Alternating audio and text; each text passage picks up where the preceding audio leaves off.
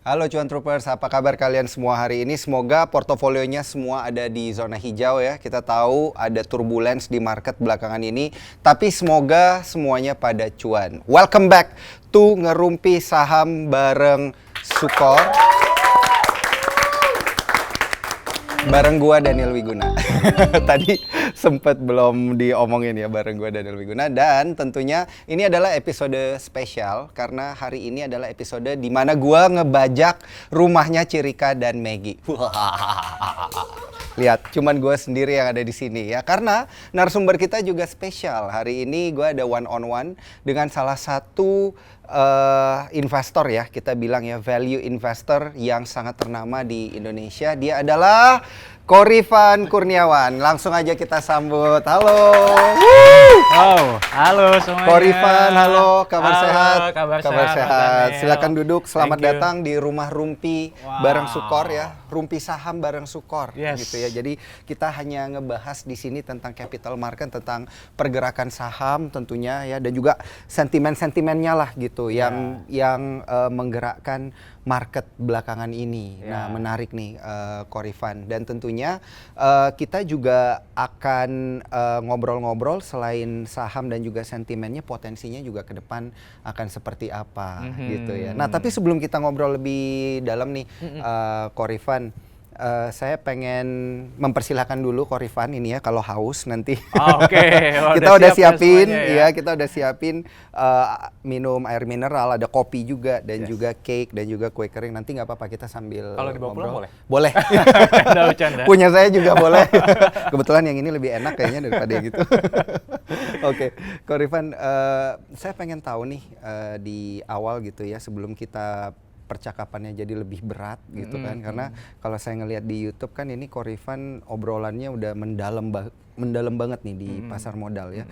Nah, saya awal-awalnya ini pengen tahu Korifan ini memulai kesibukannya itu dari mana sih gitu, belakangan sibuknya apa, dan kemudian selain di market sibuknya ngapain aja nih Korifan nih belakangan nih? Oke, thank you Mas Daniel. Jadi salam buat Cuan Troopers.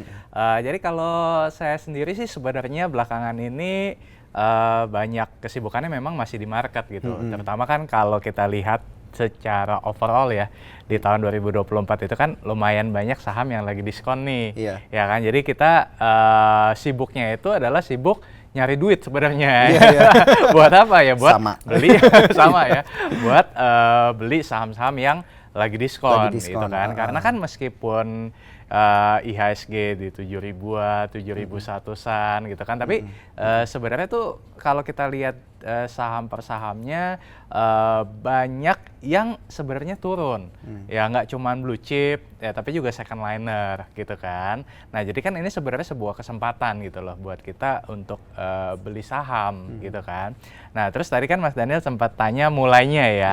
Nah, kalau mulainya sendiri sih sebenarnya saya itu mulai dari tahun 2008 Mas Daniel. Jadi 2008 waktu itu saya masih kuliah di Fakultas Ekonomi Universitas Indonesia di Depok. Nah, jadi singkat cerita sebenarnya waktu itu saya dijebak kayak sama teman-teman gitu kan. Dulu saya meskipun ekonomi tapi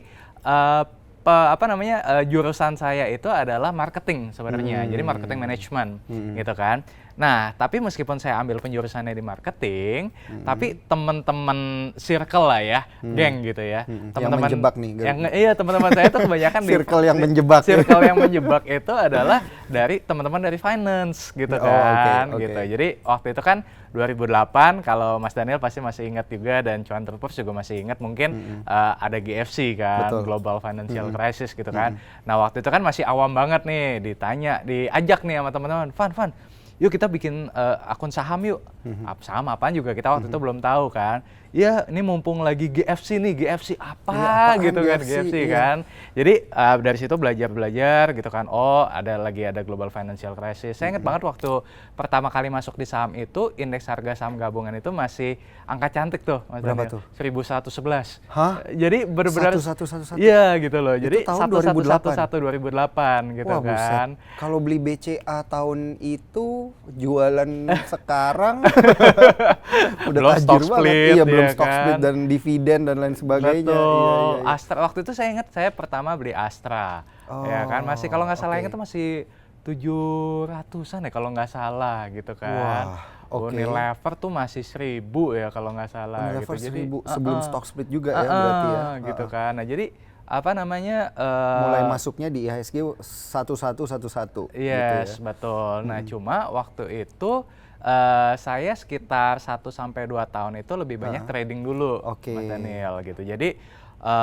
kenapa? Karena waktu itu sumber pembelajaran itu kan masih minim banget, ya kan. Jadi ya waktu itu kebetulan ada satu sekuritas baru buka, ya udah. Jadi waktu itu belajar dari sekuritas ya memang waktu itu belajarnya adalah lebih ke teknikal gitu kan, trading gitu kan. Jadi ya belajar tentang support, resistance, volume dan lain sebagainya gitu kan. Nah cuma memang singkat cerita waktu tahun 2010 itu sempat jatuh lah di pasar saham. Nah 2008 kan masuk IHSG 1100-an. Begitu 2009 itu kan market bounce back cepet banget. Itu ibaratnya mau pakai fundamental, mau pakai teknikal, mau pakai aliran apapun atau malah tutup mata pun beli saham itu pasti cuan gitu kan 2009 gitu kan. Nah, jadi 2009 untung besar lah ya kan. 2010 sampai dengan semester pertama saya ingat juga masih untung besar juga. Nah, mulai 2010 semester 2 tuh saya ingat. Waktu itu saya sempat terjebak sama yang namanya commodity crash. Nah, jadi waktu itu kan belum belajar tentang fundamental nih, Mas Daniel. Waktu itu nggak paham dong, ya kan, harga batu bara berapa sih, kedepannya gimana sih, pokoknya taunya ya tadi support dan resistannya. Nah, nggak tahu ternyata ada commodity crash tadi. Dan akhirnya ketika commodity crash terjadi, ya saya mengalami kerugian yang cukup besar saat itu. Jadi dari situlah kemudian saya mulai mencari gitu ya, mencari sebenarnya apa sih yang salah gitu kan. Apa sayanya atau instrumen sahamnya gitu kan. Jadi sempet tuh kayak berapa bulan pause gitu kan, terus saya sempat ke Singapura buat beli buku, Mas Daniel, ya buku-buku tentang fundamental. Nah, dari situlah saya kemudian bawa buku-buku tersebut balik ke Jakarta, saya bacain. Nah, itu sebenarnya titik balik saya beralih gitu loh dari yang tadinya lebih banyak trading, kemudian menjadi fundamental atau value investing, Mas Daniel. Oke. Ini sekaligus juga menjawab pertanyaan banyak orang nih, kenapa sih Korifan pilihnya value investing gitu ya. Justru malah kebalikan ya, banyak orang yang dari value investing kemudian dia pindah jadi trader atau scalper. Ini malah kebalik nih. Betul. Korifan dari trader, dari scalper malah pindahnya ke value investing. That's it. Gitu ya. Itu ternyata yang jadi latar belakangnya. Nah, terus kalau misalnya Korifan ngelihat nih kondisi market gitu ya, belakangan ini yang banyak blue chipnya itu terkoreksi parah gitu ya, akibat turbulence di market, sentimen dan lain sebagainya. Tanggapannya seperti apa nih untuk para value investor nih? Korifan, karena biasanya kan kalau banyak nih mulai berantem lagi nih trader sama value investor kan tuh. Lu terlalu investing sih katanya, jadinya nyangkut kan gitu bilangnya. Bener gak sih ini kalau Maggie tahu nih pasti dia ngamuk nih. Ya, jadi sebenarnya kalau saya ngelihatnya sebenarnya lebih ke arah gini sih, lebih ke arah gergetan aja gitu loh, ya kan. Wah, ini lagi ada momentumnya kan waktu 2023 itu kan sebenarnya market ya cukup bagus lah, ya kan. Nah, kemudian pas menjelang akhir 2023 itu market mulai turun sebenarnya kalau kita berasanya gitu kan, meskipun IHSG masih di 7.100, masih di 7.200 gitu kan. Tapi kalau kita ngerasain sendiri gitu ya di market, itu ada lumayan banyak saham yang turun. Ya kan, memang grup-grup yang ini boleh sebut nama saham? Boleh, iya. Ya itu kan kalau misalkan akhir Desember itu kan saham-saham yang terafiliasi dengan grupnya Pak Prayogo Pangestu, ya kan, brand gitu, TPIA, BRPT, Cuan, gitu kan. Nah itu kan lagi naik gitu kan. Nah, tapi di balik itu sebenarnya kalau kita breakdown lagi itu banyak yang turun.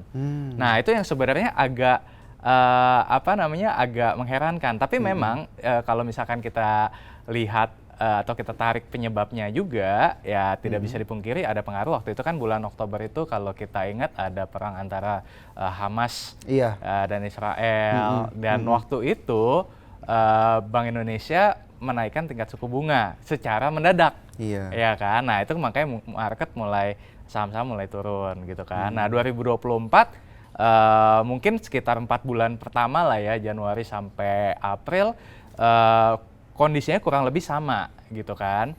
Jadi banyak saham-saham yang meskipun sekarang indeksnya itu masih di 7.100-an, tapi banyak saham yang masih turun gitu kan. Nah, nanggepinnya gimana? Tergantung nih sebenarnya. Kalau misalkan kita sebagai investor, ya kita tentunya nggak terlalu panik gitu kan. Karena kan yang kita lihat adalah investasi jangka panjang.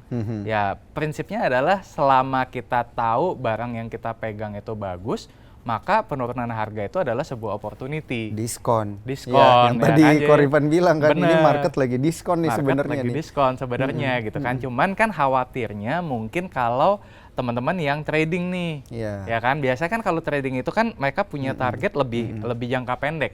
Contoh misalkan nih, bulan ini saya harus cuan 5% misalkan. Nah, tapi kalau misalkan kondisi market lagi tidak mendukung, nah ini kan bisa jadi 5%-nya tadi ke pending. Oke, bulan depan saya akan gandakan jadi 10%. Ternyata misalkan market masih belum kondusif juga, ya di carry over lagi di bulan berikutnya dan seterusnya.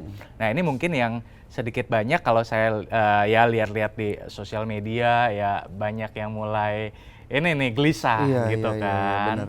Gitu, termasuk saya sih sebenarnya.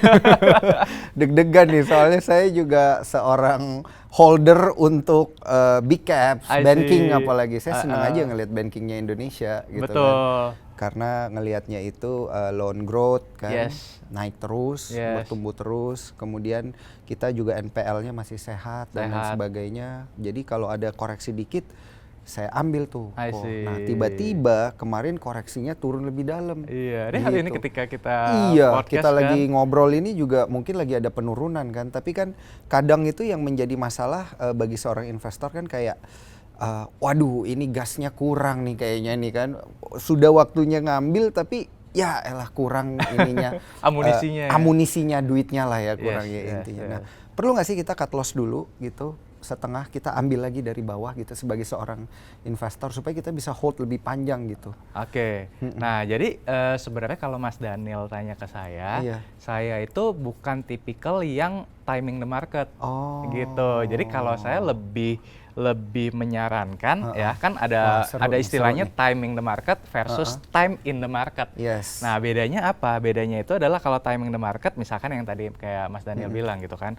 Wah ini saya cut loss dulu nih, kemudian nanti kalau harganya menyentuh sekian, saya akan ambil lagi. Itu kan maunya kita. Tapi market ini kan tidak bisa dikendalikan oleh maunya kita, ya kan? Misalkan kita ambil harga, misalkan apa deh, Astra gitu misalkan ya, di 5.500 misalkan. Oh saya mau cut loss dulu, nanti kalau misalkan turun ke 4.500 misalkan. Ya kan, saya akan ambil lagi. Nah, kan nggak ada yang menjamin kalau misalkan harga saham Astra bisa turun sampai ke 4.500 ya kan. Nah, gimana kalau misalkan ternyata turunnya cuma sampai 4.700 kemudian dia balik lagi gitu kan. Ini soalnya ketika kita diskusi gini, ini kan lagi musim rilisnya laporan keuangan kuartal 1 kan. Terus saya lihat loh Mas Daniel, banyak teman-teman yang misalkan dia ada ngincer satu saham. Oke, saya mau ambil dia misalkan di bawah harga 1.000 gitu kan. Tapi begitu rilis laporan keuangan kemudian harga sahamnya naik lagi gitu. Jadi nggak keambil gitu kan. Padahal dia misalkan udah cut loss dulu. Ya kan. Nah, jadi kalau saya sih lebih menyarankan kalau misalkan kita memang sudah pegang barang yang bagus satu. Kemudian kita punya average-nya juga nggak mahal-mahal banget lah. Ya kan, masih masuk ibaratnya kalau di chart ya bukan di pucuk. Ya, tapi mungkin udah di bawah ya kan. Meskipun dia masih turun, hold aja, tahan aja gitu. Karena tadi kalau saya percaya kita itu tidak bisa predik gitu ya, berapa sih sebenarnya harga bottom semua saham, berapa sih harga bottom sebuah saham, gitu. Masalahnya kalau misalkan kita bisa predik berapa harga bottom sebuah saham, jadi tajir banget tuh. Makanya gitu kan. Iya, nggak ada yang bisa prediksi ya, benar. Gitu. Jadi saya sih lebih menyarankan, oke, kalau misalkan benar nih harga sahamnya turun, let's say misalkan 10%, kita masih punya cash nih, ya udah average down aja. Nah, toh ini juga barangnya bagus. Oh, ini gitu barangnya ya. bagus. Tadi satu ya, barangnya bagus. Kemudian bukan perusahaan yang ya punya tato ya kan dari bursa. Kemudian juga bukan perusahaan yang apa namanya bermasalah GCG-nya, dan kita ambilnya pun atau harga rata-ratanya pun juga masih relatif murah, ya kan? Jadi nggak ada masalah kalau kita hold, kecuali tadi kalau misalkan ternyata ambilnya di harga tinggi, ya itu boleh lah kalau untuk cut loss gitu. Iya, benar-benar. Mungkin cut loss setengahnya gitu ya, betul. baru ngambil dari bawah lagi. Nah, jadi average-nya juga relevan ya. Kita lihat. Gitu. Oke, tapi Korifan ini trading juga nggak sih? Kan selama ini kita nggak tahu nih portonya Korifan lebih condong ke investing atau mungkin ada berapa persen untuk trading gitu. Oke. Kalau saya terakhir kali trading itu 2010, Mas Daniel. Wah, 14 tahun yang lalu. 14 tahun yang lalu gitu. Jadi kalau portfolio saya sebenarnya saya bagi beberapa, Mas Daniel. Jadi yang pertama itu yang main portfolionya adalah saham-saham value stock. Jadi saham-saham yang memang saya nilai punya margin of safety yang besar dan punya peluang untuk mendapatkan profit multi-bagger, gitu. Jadi itu yang main portfolionya, ya kan. Dan kemudian yang kedua, saya juga punya saham-saham yang kayak tadi Mas Daniel, saham-saham core stock saya bilangnya. Ya misalkan ya saham-saham banking, blue chip, itu tujuannya adalah untuk stabilitas saja, gitu kan. Tapi kalau untuk apa namanya wealth accumulation-nya dari yang pertama tadi, Mas Daniel. Yang ada potensi multi-bagger itu ya. Betul. Entah dia di mid cap gitu ya, tapi memang setelah dilihat secara laporan keuangan itu dia bagus ya. Jadi ada potensi diakumulasi gitu ya. Nggak harus selalu sudah bagus, Mas Daniel. Jadi saya malah gini, kalau misalkan teman-teman yang udah lumayan lama ngikutin stylenya saya nih, Mas Daniel, saya tuh tipikal yang justru nyari yang belum terlalu bagus. Jadi artinya perusahaan ini katakanlah misalkan kinerjanya lagi turun, ya kan? Tapi kita punya hipotesa, kita yakin bahwa perusahaan ini ya ke depannya dia akan balik, turnaround istilahnya. Nah, karena kan biasanya perusahaan-perusahaan yang tipikal seperti ini tuh market menghukum terlalu kejam. Contoh nih, misalkan ada perusahaan yang earnings per share-nya katakanlah turun 30%. Tapi market menghajar dia dengan penurunan harga bisa sampai 70%. Nah, itu kan hal-hal seperti itu yang kadang kita bisa tangkap opportunity-nya. Itu satu. Kemudian yang kedua, saya tuh suka saham-saham cyclical, Mas Daniel, ya komoditas, ya kan. Nah, itu menarik tuh karena tadi ketika harga komoditas ini belum tinggi-tinggi banget, biasanya market itu akan misprice nih saham ini. Nah, jadi tergantung kita punya conviction nggak nih bahwa apa namanya komoditas ini kedepannya akan naik nih. Nah, kalau misalkan hipotesa kita benar, nah kita bisa mendapatkan profit yang bagger tadi dari kedua saham ini, Mas Daniel. Oke. Waduh, menarik banget nih. Tapi ngomong-ngomong tentang komoditas nih, Korifan, kan banyak sentimen yang menggerakkan market kita belakangan ini, termasuk dengan komoditas-komoditas acuan gitu ya. Inflasi lah, suku bunga lah, perang dan lain sebagainya. Tiba-tiba diam-diam nih komoditas emas nih naik nih gitu ya. Dari 2000, 2100, 2200, 2300, kemarin 2400 gitu. Nah, dan dia ketahan tuh 2300, 2400. Nah, kalau kita ngelihat peluang kayak gini, bagusnya kita invest di emasnya atau di saham emiten emas. I see. Iya. Oke, nah jadi gini, kalau yang saya lihat ya, kalau saya kebetulan dua-duanya. Ya, jadi saya ada di emasnya juga, tapi emasnya ini bukan emas perhiasan ya, tapi melainkan emas batangan gitu ya. Kita kan ada juga tuh ya di Indonesia ya, emiten emas perhiasan. Betul. Nah, jadi kalau yang pertama itu emas batangannya, tapi porsi yang lebih besar tetap di sahamnya. Gitu. Karena benar yang tadi Mas Daniel bilang gitu, bahwa kalau di Bursa Efek Indonesia tuh ada beberapa saham yang pengolahan emas gitu kan. Jadi dengan potensi harga emas yang sekarang di 2.400 gitu kan. Nah, ini kan juga menjadi sebuah opportunity gitu ya, bahwa kinerjanya bisa bangkit nih. Nah, itu juga termasuk ada beberapa emiten emas yang saya perhatikan 2023 lagi jelek. Ya kan, karena satu dan lain hal, kinerjanya turun, ya kan. Nah, itu yang baca nih di berita nih. Nah, itu yang kita coba lihat gitu loh, ya kan, potensinya. Apakah kita percaya bahwa di tengah kenaikan harga emas ini perusahaan ini punya momentum gitu. Jadi kalau balik ke pertanyaannya Mas Daniel, saya ngelihatnya satu, kalau investasi di emasnya sendiri ini adalah untuk safe haven lah ya, untuk stabilitas, aman, karena kan ya dia tidak kalah dengan inflation ya kan. Tapi kalau di sahamnya ya, kalau diperhatiin saham-saham yang di emas ini ada beberapa yang lagi turun juga, karena tadi kinerja 2023 jelek gitu kan. Nah, itu juga mungkin bisa jadi sebuah opportunity juga gitu. Jadi dua ini sama-sama menarik ya kan. Cuma satu untuk stability, untuk safe haven, satu adalah untuk tadi mengincar capital gain-nya jika hipotesa kita benar, karena kan hipotesa kita bisa juga salah. Berarti kita harus ngelihat laporan keuangannya lagi ya, kondisinya nanti gimana, dia bisa nggak menangkap peluang kenaikan harga emas ini, gitu ya. Dan tentunya ini juga harus dilakukan oleh para teman-teman cuan troopers nih nantinya ya, jangan cuman denger doang, tapi tetap harus analisa sendiri gitu ya. Bener ya, Korifan ya. Jadi harus ada analisa teknikal dan juga analisa fundamental sendiri. Nah, ini kan obrolan kita nih makin lama makin berat nih ya. Silakan kalau mau diminum kopinya, saya juga dari tadi pengen minum kopi ini. Ini kopinya spesial buatan Rumpi Saham Bareng Sukor. Cuman ada di sini Korifan. Mantap, enak. Dan juga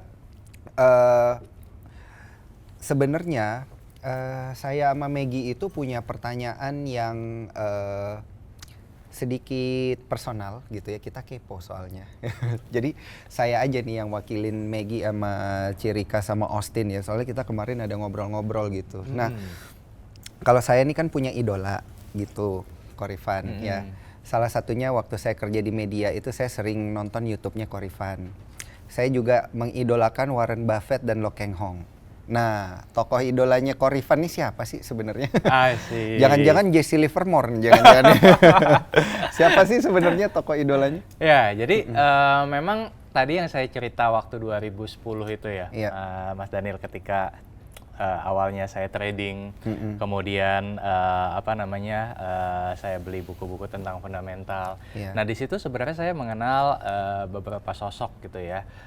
Ya Warren Buffett salah satunya, ya kan, begitu dilihat dari jajaran orang terkaya, loh ada dari saham gitu kan. Berarti dari situ saya mikir, berarti gue nggak salah dong gitu kan. Itu satu. Ya jelas Warren Buffett sampai sekarang juga masih jadi idola gitu kan. Dan ya mendiang Charlie Munger juga, tangan kanannya, ya kan. Nah, tapi ada satu juga yang sebenarnya gaya investasinya itu saya cukup adopsi juga, Mas Daniel, yaitu Peter Lynch. Peter Lynch. That's it. Wah, ini saya tahu namanya tapi jarang dengerin yang ada orang yang ngidolain Peter Lynch ya. Gitu ya. Kenapa? Nah, gini, karena basically Peter Lynch ini di dalam bukunya gitu ya. Dia cerita bahwa saham itu dibagi menjadi ke dalam 6 kategori, ya kan. Dia ada sebut misalkan slow growers, kemudian juga stalwarts, kemudian fast growers, kemudian turnaround, cyclical, dan asset play. Banyak ada 6 gitu kan. Yang kita tahu paling cuma 3 doang. Betul, tadi kita bahas, dan dia bilang yang paling banyak memberikan saya keuntungan itu adalah cyclical dan juga turnaround gitu kan. Nah, begitu saya relate gitu ke market Indonesia, kok sama gitu loh. Jadi kalau Warren Buffett kan dia stylenya itu adalah dia mencari big company, ya kan, giant company, kemudian dia masuk, kemudian dia mau terjun sebagai untuk mengendalikan perusahaan tersebut, ya kan. Nah, kalau Peter Lynch ini dia agak beda kalau saya lihat. Jadi dia itu demen perusahaan-perusahaan yang tadi yang cyclical dan juga turnaround gitu kan.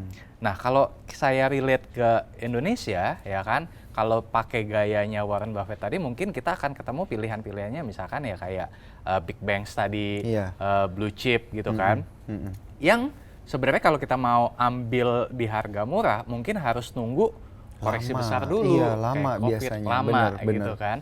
Tapi kalau saya lihat dari 14 tahun, 15 tahun di 15 tahun di market ini, kok yang lebih sering untuk salah harga adalah perusahaan-perusahaan yang tadi dibilang oleh Peter Lynch ini gitu yang loh. turn around sama yang cyclical. Turn around sama cyclical gitu kan. Kayak contoh misalkan kayak misalkan ya Indika, saya ingat waktu tahun 2016. Wah, saya juga tahu ceritanya, ya Indika Energy. Ya kan, Indika itu bisa sampai turun ke 100 perak gitu loh.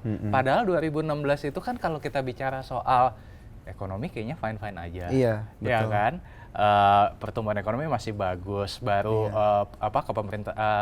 kepemimpinan Pak Jokowi juga baru berjalan 2 tahunan, ya kan. Tapi harga sahamnya bisa sejeblok itu gitu loh, ya kan. Dan akhirnya saya ambil Indika di harga waktu itu average-nya di sekitar 700-an sih. Jadi nunggu dulu laporan keuangannya membaik gitu ya, baru saya ambil gitu kan. Dan tapi hold sekitar 2 tahun dan dia bisa balik ke level 2.800 sampai 3.000 gitu kan. 4 bagger berarti kan. 4 bagger, iya. Gitu loh. Nah, itu salah satu momen, thank you. Nah, itu salah satu momen yang saya ngelihat bahwa oh iya, benar tipikal cyclical dan juga turnaround ini yang menjadi peluang gitu loh. Ya kan? Kemudian contoh lagi misalkan tahun 2020 ketika waktu itu Adaro masih di 1.200 rupiah, ya kan? Waktu itu juga belum zamannya perang Rusia Ukraina, harga batu bara juga masih di $50, ya kan? Orang mungkin belum berani gitu masuk ke sana. Cuman saya ngelihat peluang di sana gitu loh, bahwa ini harga batu bara $50, tapi saya lihat China nih mulai impor nih. Nah, ini harusnya kalau misalkan hipotesa saya benar, harga batu bara bisa naik nih, ya kan? Jadi saya ambil Adaro waktu itu di 1.200-an, dan ternyata 2 tahun kemudian, ya kan, harga batu baranya ke $400. Meskipun waktu itu kan saya nggak tahu ya bakal ada perang Rusia Ukraina gitu kan, tapi at least si Adaro-nya ini sendiri juga naik ke 2.500, ya kan? Jadi udah dapat bagger juga dari sana gitu. Jadi itu contoh yang cyclical, Mas Daniel. Ada lagi mungkin kalau saya boleh sharing ya, contoh yang misalkan turnaround gitu ya. Contoh misalkan Bank BNI. Nah, ini Bank BNI kan tahun 2020 itu sempat labanya itu turun 70% lebih. Karena CKPN-nya dia naik dari 8 triliun ke 22 triliun, ya kan? Sehingga profitnya turun 70%. Nah, harga sahamnya waktu itu juga jeblok dari sekitar 7.000-an ke 4.000 berapa gitu, saya lupa. Itu sebelum stock split ya. Gitu. Dan ya saya pegang dan sempat floating loss loh, Mas Daniel. Saya itu sempat floating loss di BNI itu 50% lebih. Sempat floating loss. Tapi yang tadi tuh yang saya bilang, ya justru kan, nambah posisi gitu kan. Tuh saya inget banget tuh, sampai waktu itu saya ada deposito, saya cairin. Saya ada obligasi, saya cairin dulu, kan. Udah pokoknya begitu ada dapat peluang ya saya nggak mau sia-siakan gitu loh. Ya udah akhirnya saya beranikan diri, ya kan, cairin deposito, cairin obligasi, ada berapa peer to peer juga cairin. Udah saya masukin salah satunya adalah ke BNI itu, ya kan. Ya ternyata hipotesa saya adalah CKPN ini kan sesuatu yang sifatnya sementara, ya kan, non cash lah, gitu kan. Hipotesa saya adalah kalau misalkan si CKPN-nya ini kemudian di tahun berikutnya sudah membaik karena kan sudah dibebankan di awal, sudah di write off segala macam, harusnya ini akan membaik. Iya. Ya kan gitu. Kan kreditnya direstruktur segala macam ya, harusnya akan membaik nih dan ya puji Tuhannya benar gitu Mas Daniel bahwa harga sahamnya naik lagi ke 9 ribuan dan ternyata benar. Betul gitu. Jadi ya itu sih kalau ditanya balik lagi ke topik Menarik kita banget. diskusi, saya ngelihatnya itu adalah ke Peter Lynch gitu kalau dari luar. Ya kalau dari dalam negeri ya saya tetap kagum dengan sosok Pak Loh Keng Hong juga. Karena beliau juga saya melihat tipikal yang juga berani gitu loh untuk mengambil risiko gitu. Jadi tidak melulu harus perusahaan yang big caps ya kan, tapi juga perusahaan-perusahaan yang mungkin mid cap, tapi ya tadi tuh punya narasi yang kuat. Nah itu sih kalau ada story-storynya, ada yang growth story lah ya, growth yang story-nya. biasa kita itu bilang. Benar, nah itu tuh yang paling pentingnya itu growth story-nya ini apa. Iya. Wah menarik nih. Nah Korifan, bagi cuan troopers atau investor-investor baru nih yang mau belajar di tanah air ini, dan juga mengidolakan Korifan nih misalnya ya, kan dengar-dengar Korifan ada bikin tools ya untuk belajar gitu dan edukasi tentang pasar modal. Nah ini di mana sih bisa dapetinnya dan gimana cara belajarnya Korifan? Oke, thank you Mas Daniel. Jadi kalau saya selain sebagai seorang investor, saya juga sebenarnya ada company, ya kan. Jadi saya bentuk company juga. Mungkin kalau teman-teman di sosial media akrabnya kenal dengan istilah RK Team. Jadi RK Team ini yang saya bentuk untuk bantu teman-teman investor juga. Nah, kalau di RK Team ini kita ada beberapa layanan, mulai dari research ya, kemudian misalkan tentang analisa saham. Jadi saham apa sih yang menarik, yang masih under value untuk untuk diinvestasikan, analisa laporan keuangan dan prospek dan growth story-nya tadi seperti apa itu ada juga.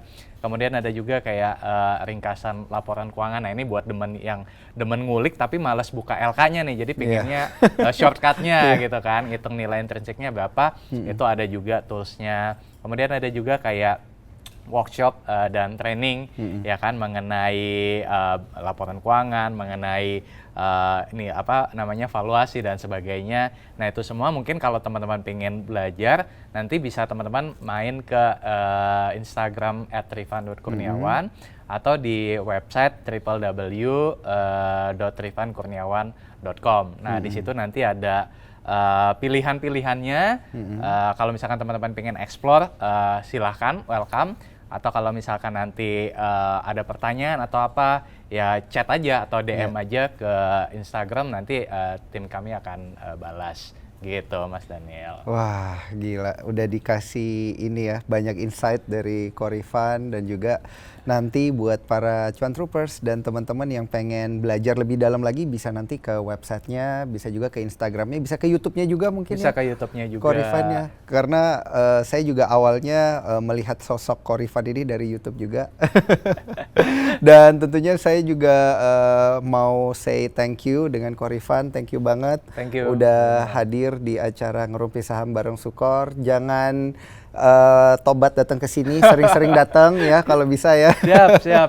Supaya kita bisa banyak ngomongin isu-isu dan juga sentimen-sentimen menarik yang ada di market gitu. Nantinya gimana, dan potensi saham multi-bagger gitu ya. Tentunya yang pengen kita kulik-kulik lebih lanjut nanti pastinya. Ya. Korifan, thank you banget, dan juga saya mau thank you buat cuan troopers yang udah selalu setia menyaksikan Ngerumpi Saham bareng Sukor. Saya Daniel Wiguna pamit undur diri. Sampai jumpa di Ngerumpi Saham bareng Sukor di episode selanjutnya. Bye-bye. Bye.